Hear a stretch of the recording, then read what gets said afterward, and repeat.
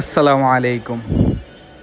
JMS901 die board দিয়ে আজকে আমি লাইভ একটি পেন ড্রাইভ বানিয়ে দেখাবো কিভাবে এই বোর্ডগুলো দিয়ে পেন ড্রাইভ বানানো যায় এবং এই বোর্ডগুলির উপকারিতাটা কি। তো আমি একটি 128GB একটি ইউএফএস নিয়েছি। এখন ইউএফএসটা প্রোগ্রাম করব, ছোট একটা প্রোগ্রাম। F64 বক্সে আমি লাগিয়ে দিলাম ইউএফএসটা। তো দেখতে থাকুন কিভাবে প্রোগ্রামটা করা হয়।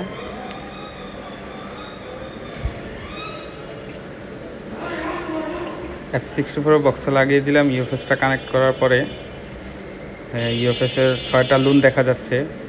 তো এটা কাজটা হচ্ছে শুধুমাত্র সবগুলো লুন ইরেজ করে দিবেন। এখানে ডিসক্রিপ্টারে এসে কনফিগারেশনে এসে প্রভাইশন করে দিবেন, ইউএফএসটাকে ফুল ক্লিন করে দিবেন ইউএফএসটা, যাতে কোনো ডাটা না থাকে এবং কি লুন একটা হয়ে যায়। তাহলে একটা লুনের দিকে পুরো ইউজার ডাটাটা ঘুরে গেলে আপনি ফুল ইউজার ডাটাটা ইউজ করতে পারবেন। তো এটা রাইট দিয়ে দিলাম। তো এটা রাইট হয়ে গেছে। আবার আইডেন্টিফাই দিব। আইডেন্টিফাই হয়ে গেলে এখন দেখতে পাবেন লুন একটা হয়ে গেছে এবং কি ফুল ইউজার ডাটা সাইজটা দেখাচ্ছে। এই ইউএফএসের সাইজটা 128GB। তো ইউএফএস 2.0, 2.1, 2.2 এর ক্ষেত্রে আর কিছু করা লাগবে না, কিন্তু ইউএফএস 3.1 এর ক্ষেত্রে এখানে অ্যাট্রিবিউশনে এসে এই মেগাহার্টজটা এটা 26 করে দিবেন 3 এর ক্ষেত্রে বা 3.12 এর ক্ষেত্রে। 2 সিরিজের ক্ষেত্রে কিছুই করা লাগবে না। তো এটা শেষ। আমরা এটা আমারটা হচ্ছে ইউএফএস 2.2 এই ইউএফএসটা।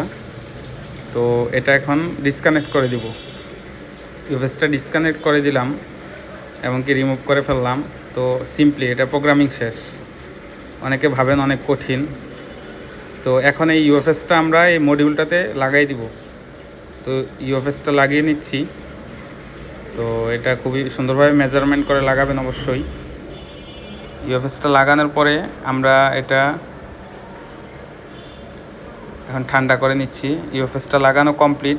এখন আমরা এটাকে শেলটা ইনস্টল করবো। এটার মধ্যে অবশ্যই থার্মাল পেস্ট দিয়ে নেবেন লাগানোর আগে। আমি থার্মাল পেস্ট দিয়ে নিয়েছি। তো থার্মাল পেস্টটা যাতে বডিতে লাগে ওইরকমভাবে থার্মাল পেস্টটা দিবেন, যাতে এই মেটালের শেলটা আপনার হিটটা শোষণ করতে পারে। তা না হলে থার্মাল পেস্ট দিলে কোনো কাজে আসবে না। থার্মাল পেস্টের কাজ হচ্ছে বডিতে যাতে হিটটা শোষণ করতে পারে ওইরকমভাবে, ওই কারণে থার্মাল পেস্ট দেওয়া। তো এটা লাগানো হয়ে গেছে, শেলটা ঢুকানো হয়ে গেছে প্রায়। আরেকটা পার্ট বাকি আছে, এই পার্টটা লাগিয়ে দিব।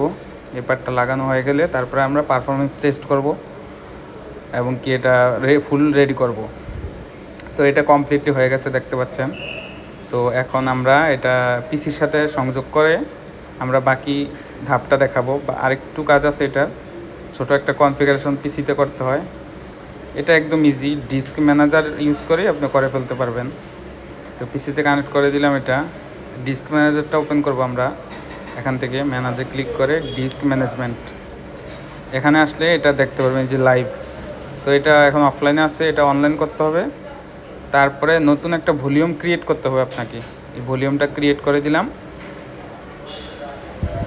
ভলিউম ক্রিয়েট করা হয়ে গেলেই আপনার পেন ড্রাইভ রেডি। আপনার 128GB পেন ড্রাইভ রেডি। এই যে 128GB দেখা যাচ্ছে। এখন আমরা এটার মধ্যে ফাইল রাইট করব।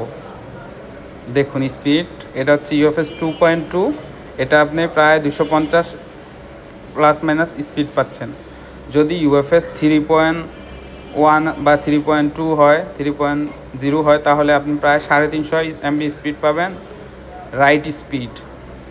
তো অনেকে এটার সাথে মার্কেটের পেন ড্রাইভের কম্পেয়ার করেন, সমস্যা নাই। কিন্তু মার্কেটের পেন ড্রাইভে এই স্পিডটা পাবেন কি না সেটা একটু যাচাই করে নিন। এবং কি অনেকে প্রাইস নিয়ে বার্গেনিং করেন যে ভাই এই দামে তো মার্কেটের পেন ড্রাইভই পাওয়া যায়। হ্যাঁ পাওয়া যায় ভাই, কিন্তু এটা যে স্পিডটা পাবেন মার্কেটের পেন ড্রাইভ কখনোই এই স্পিডটা পাবেন না। এবং কি এটা যে কোয়ালিটিটা হবে, ফোনের ইউএফএস দিয়ে এটা বানানো হবে, ফোনের ইউএফএস কতটাই শক্তিশালী সেটা তো ভালোভাবেই জানেন। এবং কি বোর্ডটাও খুবই ভালো মানের, অবশ্যই যারা ব্যবহার করতেছেন তারাই জানেন একমাত্র। আর বাকিটা জানতে হলে গুগলে JMS901 লিখে সার্চ দেন।